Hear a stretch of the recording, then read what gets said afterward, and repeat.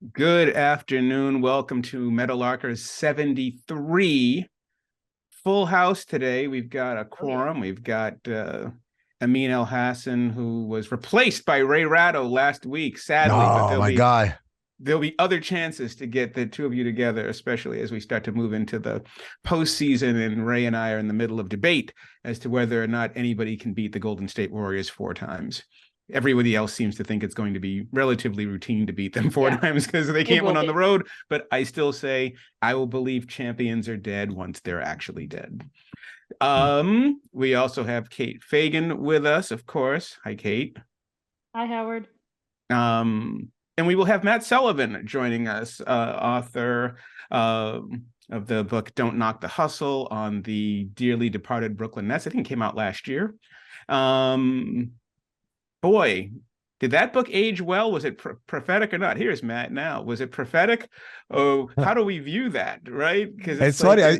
He needs to write a whole new book now. Will Don't Knock the Hustle go down as an instant classic or a moment in time that a comet shooting across the horizon? It was too soon. I wish they had actually fucking made a docu-series out of it so that it could have been season 1, 2, 3, and 4 and then over, or like a limited series. It definitely had a beginning, middle, and end, and it's over. I think that was one. I love the stat that I saw the other day that the new group already has played more minutes than KD, Kyrie, and James Harden already. It's only been like a month. And Bridges has already scored more points than KD and Kyrie combined. That is amazing. Matt is also the author of a great piece that ran on Global Sports Matters, which, if you're not aware, Global Sports Matters is the multimedia platform of the Global Sport Institute at Arizona State University. Has an emphasis on expanding research, sharing knowledge, supporting innovation, and advancing education. The Global Sports Institute's mission is to use sport to create positive change throughout the world. And it is really, really, really good to have that site up and running because they do really, really good work. And, expanding on stories and ideas that we talk about that don't seem to find lots of homes in other places. So really happy to have GSI on the show with us and to have Matt's piece, which was great, on Maya Moore and on it's really in some ways an extension, Ringzzz Culture Part 3 on this show in terms of this work life. Is everything all about championships, or is everything all about playing in general? A lot of good stuff in here. We'll talk to Matt in a second. To get started, our honorary captains for today, Meadowlarkers 73. When I think 73, what goes through my head? I am thinking the greatest New England Patriot of all time until Tom Brady came along, offensive lineman John Hanna. Name me another football team where your greatest player was an offensive lineman. Dallas Cowboys. Browns. Oh, no, never mind. Cleveland Browns? Jim Brown. I forgot about Jim Brown. My fault. I went Super Bowl era. Jim Brown was a right guard. Are you thinking Joe Thomas? Yeah. I will go Dallas Cowboys, Larry Allen, also a very fine number 73. I will go with the left-hander, Oakland A's reliever Ricardo Rincon, 73. 73 Boston Bruins defenseman Charlie McAvoy and the great one in basketball, the greatest one of the greatest Lakers of all time, number 73, Dennis Rodman. And then, of course, I think that our chief captain for number 73 will be 2001, when Barry Bonds hit 73 home runs, turning baseball from suspicious to ridiculous. I thought we were going to go with Golden State winning 73. Oh, and 73, of course, in the NBA. So oh my goodness, the what might have been the 73 win Golden State Warriors that won everything except the championship. Game 7. And goodness, still between I think Tom Brady and Steph Curry could have some serious conversations about what might have been there. Which one is the worst loss? Here we are talking about Ringzzz Culture Part 3, and Matt, you wrote a great piece on globalsportsmatters.com on the how athlete, it's called We're Talking About Work, which is a quote from Maya Moore in the story, how athletes turned early retirement into a rebellion of the mindful. And so part of what we've been talking about the last couple of weeks on this show has been about, one, we were talking about Ringzzz Culture, but it is an extension of that. It's you don't have to play this game to run yourself into the ground anymore. I mean, I was on Bomani Jones's pod a little earlier, and it made this, we were talking about Lamar Jackson, and one of the things too was at the way that we are now taking mental health into consideration, just as a concept, never mind the money. And then you add to it the fact that the money is as big as it's ever been and only getting bigger. You don't have to play 25 years to earn anymore. You don't have to do all of the things that we have associated with being a professional athlete. And I love the fact that Maya Moore in the story does reground us into the remembering this is a job. And when I was reading the story and thinking about it, I always ask the same question of professional athletes and of professional sports that I would of any other industry, which is, how long would you work if you don't have to? I mean, how long would you do this if you're completely set, if you're straight and you don't have to do this anymore? We treat professional sports like it's somehow not a job when actually it's one of the most taxing jobs out there because of what it does to your body. Tell us a little bit about the story and about how you got into it and what you found. Thanks for having me, guys. I think it's not just a job, it's a first career, right? And I think that's what Maya and I got to talking about. It's a bit what Kate writes about in What Made Maddie Run, right? Like you very quickly lose all perspective when you are such a competitive person. And one of the things that got me thinking about, I was calling it, is this, about the audacity to quit or loud quitting. I was trying to come up with all sorts of cheesy catchphrases, but the thing that sparked the idea was Ty Terry, who was kind of a kind of forgotten last guy on the bench, who the Amin Elhassans of the world would have scouted and big upped in a basketball ops room back in the day. And Ty was a great prospect, good guy, went to Stanford, but he retired at 22, which everyone's like, oh, he's a quitter, he's throwing it all away. And in fact, he was just going through some real shit, deep anxiety, panic attacks at the practice facility. And I was curious, and I started hitting up his agent, who, really was being very honest about, they tried everything. They tried psilocybin, they tried the team shrink, and we all know that the team shrink never really does much of anything. And so I got to thinking, who are the folks who, quote unquote, retired, quote unquote, quit early, or whatever our perception of early was. And I went back to, reading Serena's great piece in Vogue, and just realized that from kind of the goats to the Ty Terry, quote unquote, nobodies of the world, there is now a broad spectrum of folks who are trying to find that perspective that Kate wrote about that can be kind of lost. And I'm sure Amin's met a lot of kids who kind of just couldn't make it. I mean, look, not everyone has the privilege to quit, to move on to that second career. And more often than not, we've got a gazillion football players who have a lot of people to take care of back home. So I got to talking to Maya more about all this, and I know the three of you have followed her career very, very broadly, but she struck me as the ultimate example. So I had to talk to Maya to catch up on how she could not only get the perspective of her life and her family, but also the great fight that she's been fighting to free the innocent man who turned out to be the love of her life. Matt, I'm curious, as far as these different examples of athletes that walked away early, when you talk to them, do you get the sense that this was always something in them where they were uneasy in the world they were operating in, or is it more of a been there, done that? All right, I did it, I experienced it, I've accomplished what I wanted to accomplish, I'm good, I don't need to keep doing this? It's a bit of a type, I guess. Obviously, every story is different. I remember talking to Wilson Chandler when I was reporting my book, kind of hanging out with the Nets embedded for a year. And Wilson's was one of the headiest guys in the league. And we would talk about how, maybe he'll just go start a weed company, which he did, which a lot of guys in the NBA are doing, which a lot of smart entrepreneurs in the world are doing. But I think his head was always kind of halfway out of the game, and did very much treat it like a job. He respected the owner as paying his paycheck, but he didn't necessarily respect the owner. And so I think Wilson was in my mind when I first started writing the story for Global Sport Matters, but also when I called up this guy, Chris Borland. I don't know how many people remember him. He was a pretty big prospect out of Wisconsin. His rookie year had like 107 tackles. And he did this big kind of reveal with the Fanaroos back at ESPN, because he was telling me he tried to quit honestly and to the GM, saying, I'm just over this. My body's been taking 1,000 hits a year since I played, inside lineman, linebacker from a very young age. I've done the research, the facts, ball don't lie, data don't lie. He didn't necessarily buy all the kind of NFL funded research into concussions, or all of the ones that study just the brains that have been available for study. The science is damning but not complete, but he just was worried about himself. Again, he knew he had the privilege.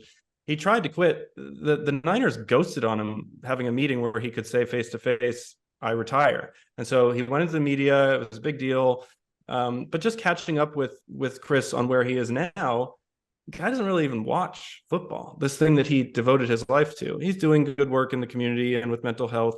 But we were talking about like Damar Hamlin, and he's like, look, I'm glad he's okay. I don't want to be an asshole, but it's incredible to me that the NFL could somehow treat this guy's instant quote unquote comeback as if it was just football as a job, as if there wasn't a whole other life out there. Of course he would return to his job. So there's this kind of propaganda perception from the leagues themselves, from the institution, that says, well, yeah, football is your job, basketball is your job, or else. And I hope that the Wilson Chandlers, Chris Borland's, Ty Terrys of the world would move the needle. But realistically, they're going to be a big headline, a Fanaroo Brothers story in ESPN one day. I think it does take the Maya Moores of the world, the Ash Bardys, who knows how much longer Naomi Osaka is going to play. And it does take this kind of A-list champion, even if they are champions and they have quote unquote done it all, there's nothing left to prove, for them to change that perception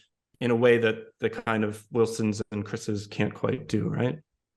But like, Matt, when you say, this idea of like the NFL or whatever entity it is saying like, this is your job, this is work, don't you think it's even deeper than that they are banking on the concept that the mass public is going to assume that this is their passion and their love, and that sports is something that we all see as a fun, as a game, because that is how and culturally, a privilege. And so it's like, it's almost twofold. They have to battle not just like, this is your work, show up, be professional, but also, and you are privileged to have that as your profession. And so jumping off of that kind of premise, I think one of the things that I often think about around this topic is just the entanglement of athlete and identity at a young age that almost no other profession has to deal with. Like,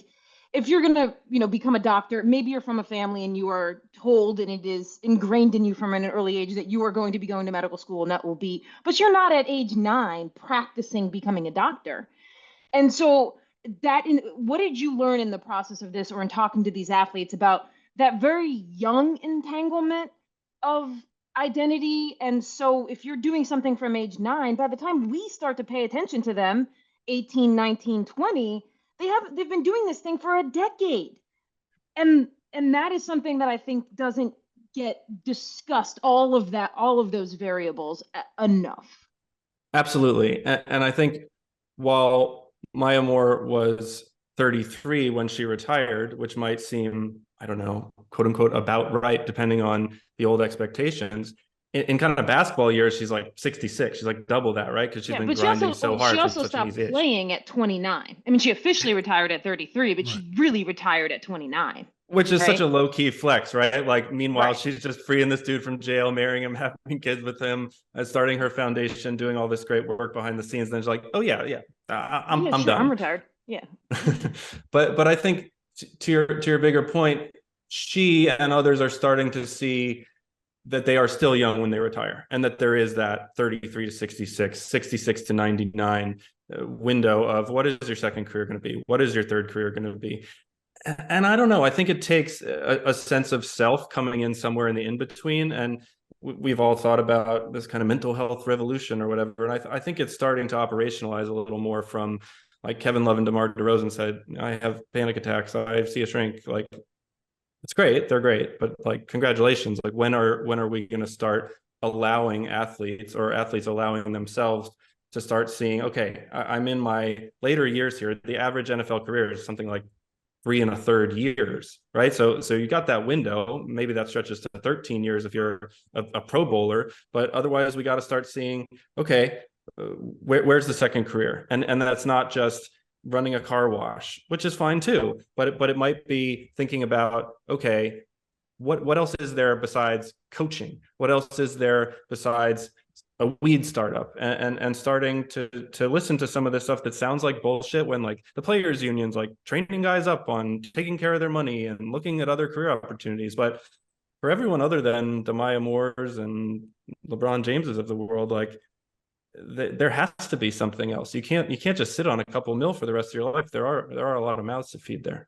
Yeah, well, and on top of that, I mean, I think there's a couple of things at work that are really interesting. That it's the cultural piece of it, right? I mean, more than anything else, it is a job, it is work, it's all of those things. But to Kate's point earlier, how many people are told that they are training to do what they do when they're an adolescent, but also more than that, this idea of being grateful. You know, what we sell on professional sports is that you should be grateful for being here. You get to play a kid's game and make millions. And so, you know, how many people are told to be grateful for having their job? I mean, obviously you'll have friends of yours say things like, oh, well, you get to do your dream job or whatever, but not to the level of professional athletes. Professional athletes are hit with two things. One, that this is you essentially hitting the lottery, right? You hit the lottery. You're the Powerball winner. And because sports are positioned as this thing that we all want to do, and that only a few of us get to do it, that there's no possible way that you could have any pushback whatsoever against that industry. Even though as a growing person, you go into it with one sensibility, and as you are into it, you have another sensibility. It's called growth. It's called aging. It's called maturity. And so maybe all the glitter's not gold once you get there and you go, okay, this is what it takes. It always reminds me of when David Ortiz retired in 2017, and I remember talking to him, and I was like, "Dude, why are you quitting? And you know, you're hitting 300, you're still killing the ball. Why are you quitting?" And I never forget what he said. He goes, "Because my fucking feet hurt." Right? I mean, it was really basic. He's like, "My feet hurt," and I'm 38 years old, and I look into this clubhouse. I don't recognize anybody. Where's Manny Ramirez? Where's Pedro? Where's Kevin Millar? Where are my boys? It was like the dinosaur, you know, all my friends are dead. And so like we talk about this as a concept much later, you know, the second act, especially because the, you know, economy forces all of us to have a second act, but the economy doesn't force them to have a second act. What's weird about this is, or not really weird, but what's interesting about it to me is the level of pushback that those players have gotten throughout the years for even thinking about it. How could you quit? And yet, whenever anyone who's been in a locker room knows this grind is real. I mean, what it does to you to play, especially professional basketball. I mean, there's no training in the game anymore, no teaching. It's a game and a game and a game. It's a really difficult thing. And the public, I think, to sort of center this conversation back to one of the things we've been talking about, Amin, is it's also an indictment if you walk away on your competitive fire, that you're not hungry enough, or you didn't want it, or you're not a champion. How could you who would walk away from this if they were, you know, it goes, I think, to your point, Matt, that you wrote in the piece, that the story that professional athletes or professional sports is really geared toward people who have like a psychotic desire to win championships. And that's the only other reason why you would do it.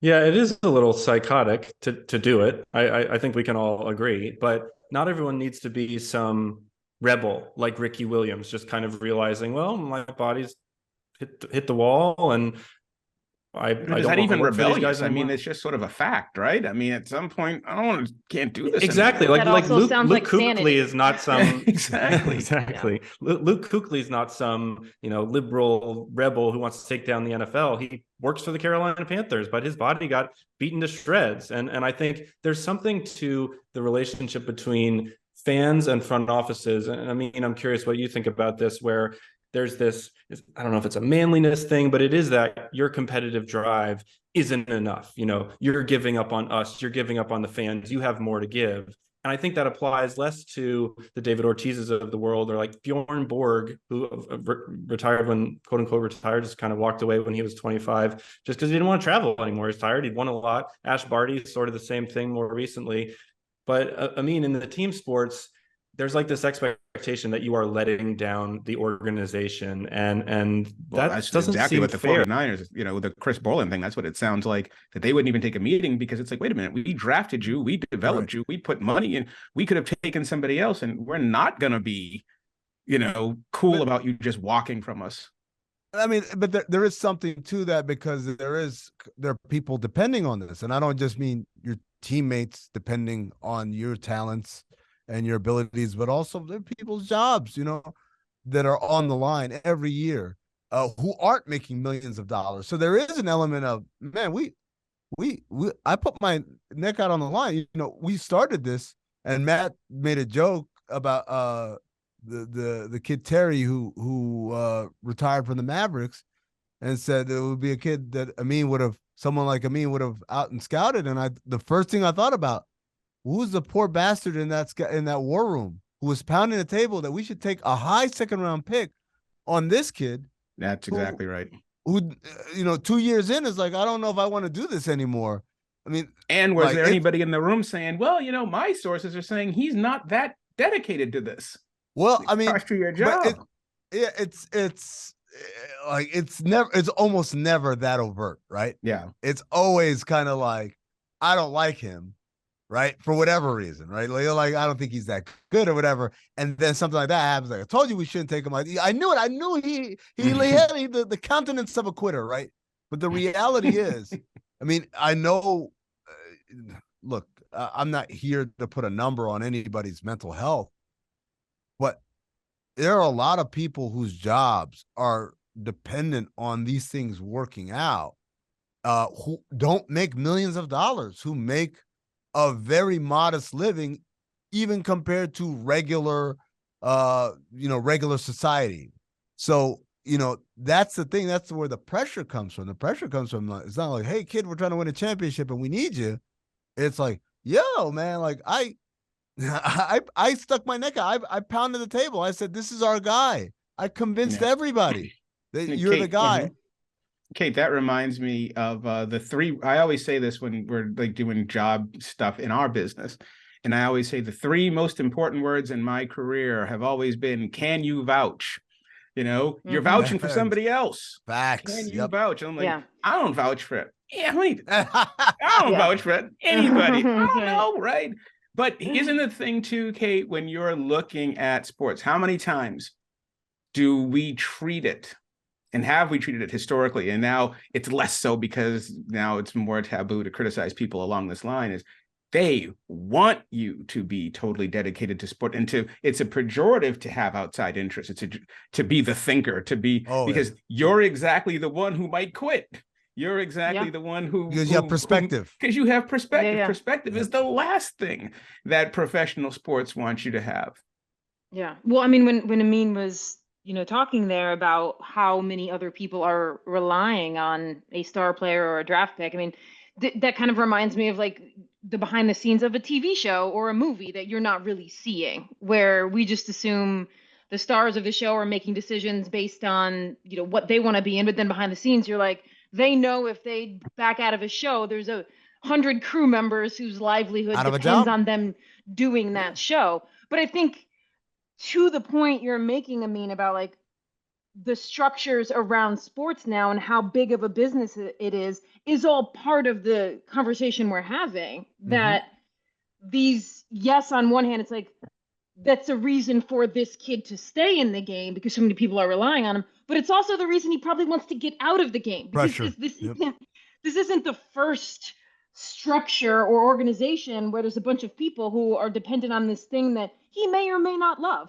You know, it's probably the third time it's happened to him or her, like from the monetary incentives at the AAU level to the college level to the pro level. I mean, as sports has grown, we tend to only look at it as, oh, we see the, you know, franchise values in the NBA growing, or we see the TV rights deals growing, and we don't often think about the way the roots of the capitalism within the game are stretching farther and farther back to a younger and younger age for these kids. So now it's not like, oh, your first taste of being driven by other people's monetary pursuits comes at like the AAU team at age 15. That was probably, you know, the case maybe, I mean, what, like 25, 30 years ago? Now it feels like it's like creeping back into like 12-year-olds, 13-year-olds with... We're ranking 7th graders. Yeah. Well, and also there's no getting around the fact that you recognize very quickly, whether it's an individual sport, team sport, the economics of it, when you know you're the family business. And not just the family business, but, you know, inside. So you've got all these people inside the organization who are vouching for you. Then you've got all these people on the outside.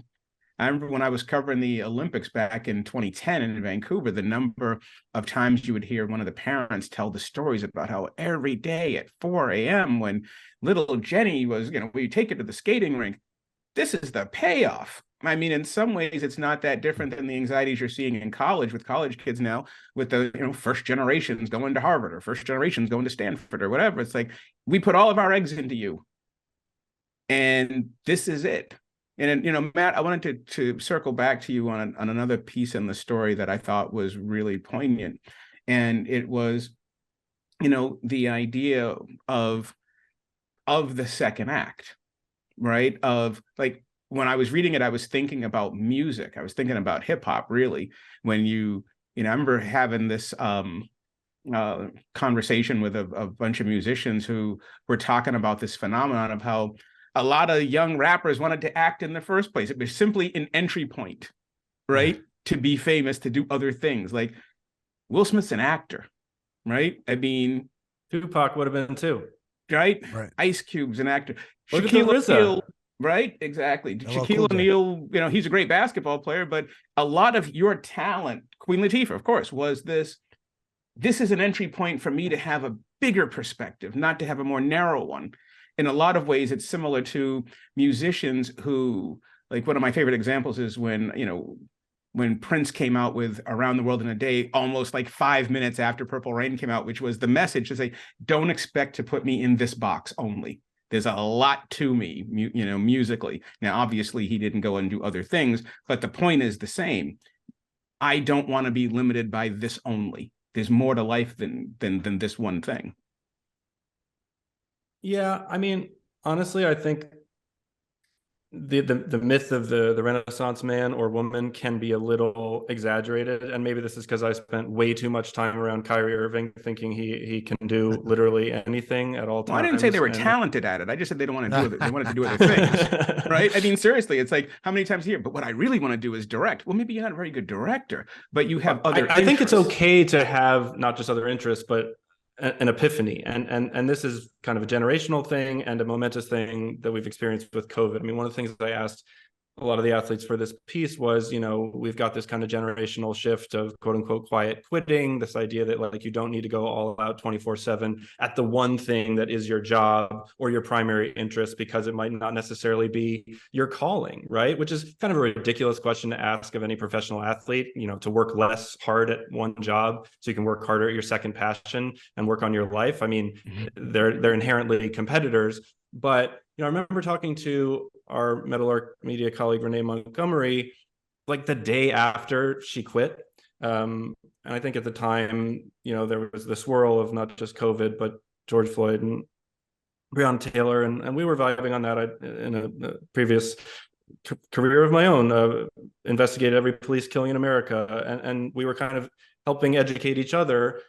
And I questioned her. I'm like, are you doing this to get on podcasts, to go on CNN and be an influencer to talk about real world stuff and prove that there can be other Renee Montgomerys? Or are you going to do something with it, like beyond study in law school and be a pundit? And like, we got not really contentious about that. I think we were inspiring each other to talk about like what that moment, that epiphany of something else out there as the games literally stopped was there. And so I would text her every once in a while, and when she bought a stake in the Dream and then kicked the shit out of Kelly Loeffler right out of there and took over the Dream, those epiphanies of opportunity are there as well. And so I think you don't always need to know what your second calling is if it hits you. And so I think there's the epiphany of kind of opportunity and second chance. There's the epiphany, as Kate was referring to, of like anxiety and pressure. You look at Seth Wickersham's piece on Andrew Luck recently, where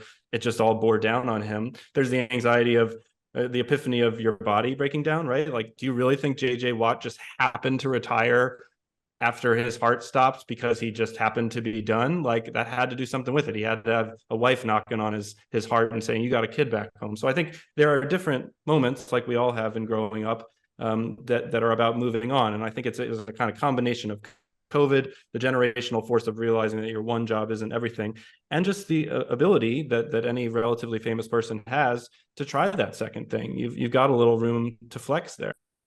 Yeah. Kate, Matt, how much is it? Oh, go ahead, Ramin. I'll say, Matt, physical aside, so not counting CTE, not counting Poppy Ortiz's foot, etc.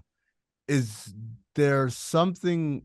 Is there something wrong with the system? It's gonna sound like a real stupid, naive question, but is there something wrong with this system within which pro sports operates, whether it's individual or team sports, or is that merely the cost of doing business? Like, if you want to be great at this and make a lot of money, you have to have a comfort with not having work-life balance, of feeling anxiety, and it's just basically up to your threshold of tolerance. I mean, I feel like a lot of that comes down to money. It's like, you owe us this time. You can't drop off your kid at school because you're due at the practice facility at 8:47 because the physio says so. Does that really need to come down to money? Like, does every CEO make a gazillion dollars because he's working 24/7? And does every lawyer, like, they have a ladder where they're going to? I remember DeAndre Jordan be like, yo, I got to bust out of practice, so I got to pick up my kid and the Uber's here. I can't do the rest of this media session. And that was kind of great. I was like, get the hell out of here. We don't need to do 10 minutes on like your thoughts on the world. Well, I mean, the reason I asked is because of that very reason. That I think that's probably why a lot of regular citizens don't have a lot of empathy in these situations, because they're beholden to those same kind of pressures. I can't pick up my kid from daycare because I am in this big meeting at work or whatever. But the difference is, I make $65,000 a year, and that guy makes $6.5 million. So you can afford the extra daycare, you can afford to pay someone to go pick up your kid, you can afford to do these things. But I mean, wouldn't that put you together? That wouldn't that make you seem? Wouldn't that bring the athlete closer? But it would actually touch them further away.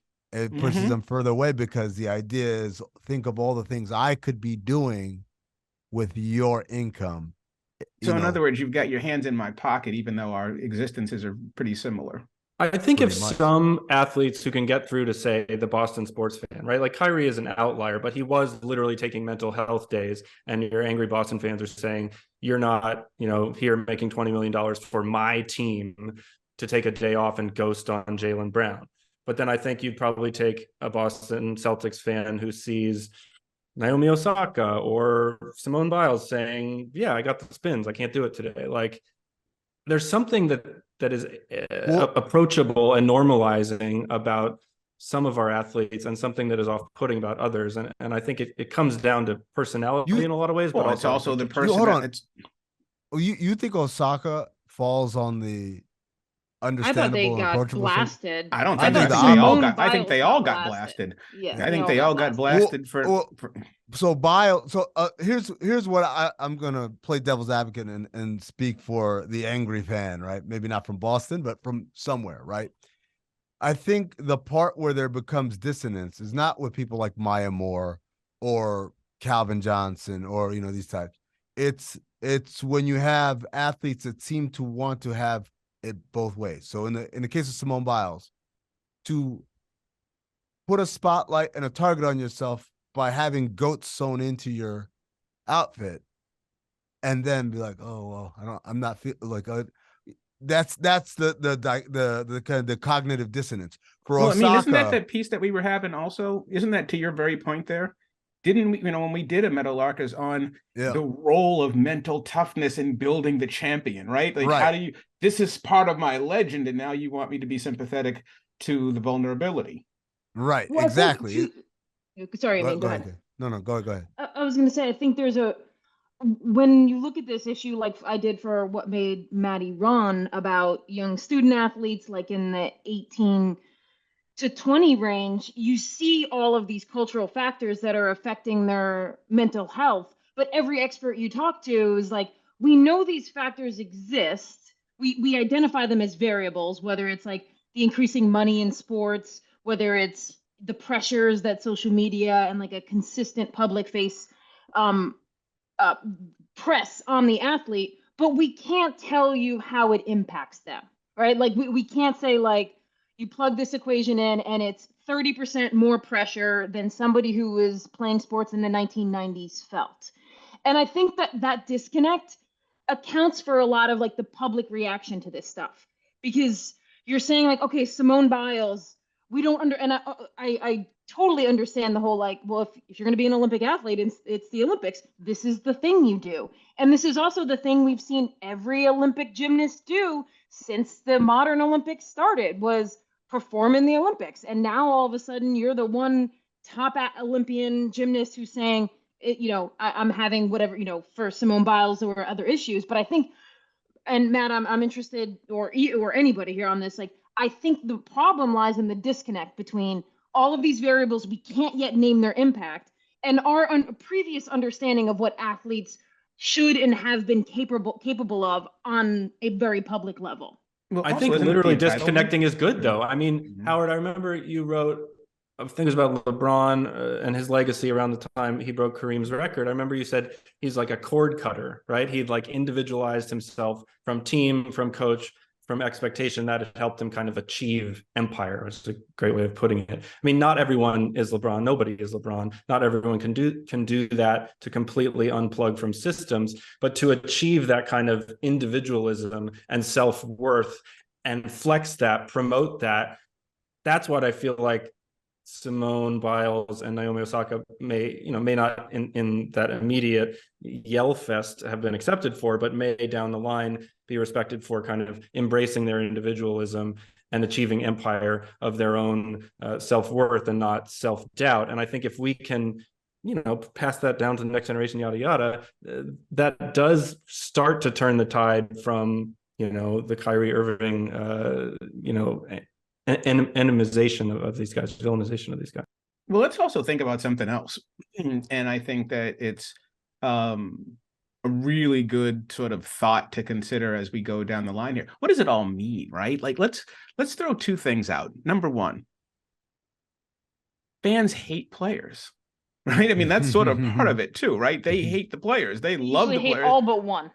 Exactly, right. But so there's a thing here, like with Kyrie Irving. What was the anger in Boston really all about? We're really close to winning a championship, man, and we need you, and you're messing this up, right? It's the self-interest of it. It's not that they were upset at Kyrie Irving because Kyrie Irving was making life choices. It was that your life choices are affecting my bottom line, which is banner number 18. That's what we're here for. That's what you should be here for. When you put that uniform on, you're here. You work for us. Like, there's an anger there that comes with that, right? That's piece number one, right? And what comes with that is you get to do all kinds of stuff that I don't get to do because you do make that 6.6 million and I make 65,000. So it really is, and it's an anger. It's a selfishness and a rage that people have toward these golden youths, as Roger Angel used to call them. And then there's another piece of this too, which is our definitions of greatness. And I think in women's sports, this is where it's going to really shift. Maybe Naomi Osaka comes back. Maybe she doesn't. Angelique Kerber just had a baby. Serena Williams had a child, right? That these things were supposed to be put off. They were supposed to wait because your job was not to have work-life balance. Your job was to chase Chrissy and Martina and Serena, and you were here to win 20 majors. That's why you're here. And anything under that, anything less than that, undermines how we view you as the ultimate competitor. And I think that what's really being what's going to be challenged here with this new generation of players, both in terms of treating mental health, and to the other point about that, Matt, was there was a time. I mean, how many times do you talk to professional athletes, and they'll talk about, I missed every child's birth. Now, today, it's common. Your wife's having a baby, you take a couple days off and you go. That's only 25 years old, if that. And so, even then, you only get 2 days. I remember Wilson then, Chandler and I were like supposed to watch Bernie Sanders in the presidential debate, and I was so excited. I went down to DC and I was waiting in his hotel lobby, and he texted me like, "Yo, man, like just had a kid, not gonna make it." And I was like, "That's dope. How much time you got off?" He's like, "I'll be back at practice tomorrow." Right? No, exactly. So if I can too interject here, I mean, a conversation that I have a lot when I'm talking about women's sports is how, because of all of the money that's pouring into women's sports right now, ratings going up, and you see a lot of data points saying women's sport is about to hit like an inflection point. And a lot of people involved in women's sports keep having this conversation of the only model women's sports has is men's sports. Well, exactly. And even historically, there, in the 60s and 70s, and we've talked about this on a previous podcast, there were women governing women's sports, and they looked at the NCAA and men's sports, and they were like, this isn't a healthy model, right? Like, no. Yes, is it a model where it consolidates wealth to a very few, and you could maybe be one of those people who chases that ring, and I don't mean that as a championship, but like you get the crown of that wealth? Yes, but is that a healthy model for all of sports? Not really. They, of course, did not govern women's sports for much longer, beginning in the 80s. But now that this money is coming in, it's like all I see are indications that the women who wanted to govern sports differently were right. Like, sports is less healthy now in a lot of ways than it's ever been. And all I can see when I look at like what I imagine a future for women's sports, like I lack imagination about what sports could look like now. All I have for a metric of what success is like a $10 million contract, franchise valuation that finally hits 100 million. I mean, like, I don't think of things like universal childcare for the women who are in a certain league, or like things that actually would impact an athlete's life and make being a professional athlete something that was actually sustainable for you. Because sports, aside from the very, as we've said, like almost psychotic competitive folks, isn't a sustainable model for how you can live your life. That's right. And that's the reason why I think it was Meryl Streep or someone the other day was talking about how there would be, and we've heard this before from other people, that if women ran the world, there would be less strife and less war because they care about their children and that they have different value systems and all. And I read that and I said, not if you're emulating the men, because how many times do we look at women getting into the business and the very first thing they want to do, Hillary Clinton, is to prove that they're tougher than that. I can sit in that room and I can outman you, right? Yeah. So all you're doing is mimicking the exact same template. It's how I feel about Hollywood right now, where it's like, okay, so all these stories we're going to tell, we're just going to take out the male actor, replace him with a female actor, and tell the same damn story. It's like there are other stories to tell. But I mean, this is the lament of the oppressed, right? When finally relieved of the shackles of oppression, what do they do? You just replace it. You just emulate it. Which is what we've talked about exactly with the players. It's like, okay, well, what do we do when the players finally become the power? When all the players become activists, and then the activist becomes the owner. Now that Dwayne Wade's got his 1% of the Utah Jazz, whatever, what do you do? If you're immediately loses his star player. Right. If you're just going to emulate the people who are already in charge, where's the progress? Is it progress for you? Yes. But is it progress? Probably not really. I think that there's a lot. The other piece of this, too, is what does it mean for the attitude adjustment that the fan has to have, that the Naomi Osakas of the world at 24 years old has decided to go have a family right now, And so suddenly we are going to view her differently in terms of her major count. She's got 4 majors, but Serena's got 23, right? So are we looking at these athletes? I mean, don't we need the attitude adjustment as writers, as fans, as the outsiders as well, and the cultural shift, inside of the industry as well, in terms of how you view these people, that there is absolutely going to be a lot of suspicion that organizations have when they do their talent evaluations from now on. How dedicated are you to this? If it was bad in the first place, it's Howard, going wild now. I mean, go ahead. I cannot imagine. It was hard enough as it is, right? Figuring out who was here because they truly wanted to be great and who was just here because that used to be the problem. How many of these guys are just here for the lifestyle? They want to be famous, they want to make money, they want to have access to all the nightclubs and the restaurants and have, women flocking around them, versus the guys that were like, I might enjoy those things, but make no mistake, take them all away, I'm still here. I would have played for free. No, dog, I'm here for money. 1998, first year on the beat, Jose Canseco is playing for the Toronto Blue Jays, hits a walk-off home run against his former team, the team I am covering, the Oakland A's. We go in to go talk to Jose afterwards, and he's sitting there with his shirt off doing his Jose thing. And then finally, after everybody left, it was just the Oakland guys. And I said to him, I was like, do you do this because you love it or because you're like good at it, right? And he looked at me, I'll never forget this, and he says, where the fuck else am I going to make $7 million? Yep. I mean, it's real, Howard, but also I think there's a not insignificant population of elite athletes for whom the money isn't, oh, I can make $7 million, 17 or $27 million. It is a direct reflection of how much you respect and value me. True enough, but isn't part of this? I mean, go ahead. You're not done. Yeah, but that is kind of the trope that we've held, or I've held all my life, and now I got to get into a place where, if I were still working on that side, where I gotta figure out these new athletes' appetite for eating shit sandwiches. Which is basically what we're saying. It's like, how much can I pay you to eat this shit sandwich? And for Jose Canseco, $7 million. Done deal, right? But I don't even know if I'm saying that. I think the question is that what we do with professional athletes and what we're seeing in this pushback, as we saw it in Matt's story, is them saying that it is a job. And as a piece of it being a job, we as the fans and as the writers, we have never viewed it as a job. We viewed it as a passion only, that you're here for your greatness code and your drive to succeed and all of this. And my point is that what happens when you decide, I'm going to assess this as a job? And here's the deal.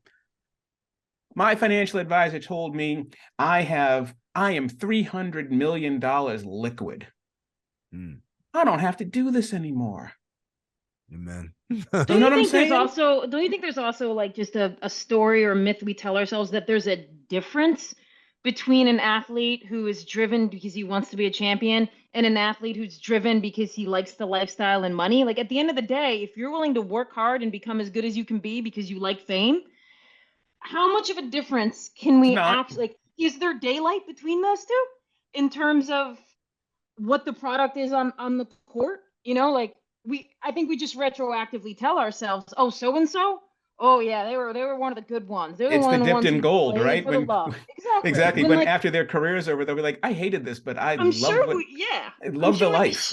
But I don't think there need to be these archetypes necessarily of, like, I think Serena said, maybe I'd be a Tom Brady too if I didn't have to expand my family. And Brady is obviously the ultimate psychopath, going for one extra year every year. And then you've got like the James Harden type who will always win, technically, quote unquote, be good at their job because they're super talented, even if they're at, 10 strip clubs a night. But I think there's like a melange somewhere in between. And it doesn't just need to be the archetype of like the nerdy professional investor, Andre Iguodala, Spencer Dinwiddie type. And let's face it, like, a lot of the teams that rely on the solid team guy who also has great investments and is a good family man, they don't always win. Like, I love Andre, but like, what has he really done for a team the last couple of years? Like, Spencer Dinwiddie was the guy that the Nets settled for to lose after Kyrie and Harden were a little too off the reservation. Spencer Dinwiddie's a great guy. He's prototypical, this is not my job, I have 5 other jobs, and he'll tell you about it till the cows come home, but he ain't gonna win you a championship. Yep. Is he good at his first career? Yeah, but is he great? Part 2 of this, y'all. No, you mean a part 4 as we keep part going? Yeah, because we kind of like, we got away from, I know we have to sign off soon, but like I still would like to talk about where we actually are with mental health in sports, because people, like, they talk about the progress we've made, and yet most athletes I know are still terrified to actually acknowledge that they may struggle with certain things because the ramifications to them are profound still. Yeah, yep, indeed. Amin Elhassan, final thought. Yeah, it's one of those things where, I think about our original conversation 2 episodes ago about Damian Lillard and what Spencer Dinwiddie said about him. And embedded in that is exactly the kernel of what this episode about is, what if he's happy with his life? He's a great player. He's got a bunch of records. He's the best player in franchise history. He's made a ton of money. He's made a difference in hundreds, if not thousands, of lives with his philanthropy. Is that right? So bad to say? Yeah, like, I'm happy with my life. Yeah. Failure. Exactly. Matt Sullivan, your story, final thought. I think it's okay to see a shrink. It's okay to give up. It's okay to spend more time with your family. I think, as you grow into your mid-30s, it is when you naturally reevaluate who you are. And that's completely okay. And I think the great news is that most professional athletes are going to end their career when they're in their mid-30s, and they're going to hit that moment and they're going to figure it out. And they're probably going to have a lot of money to do it with. The athletes will be okay.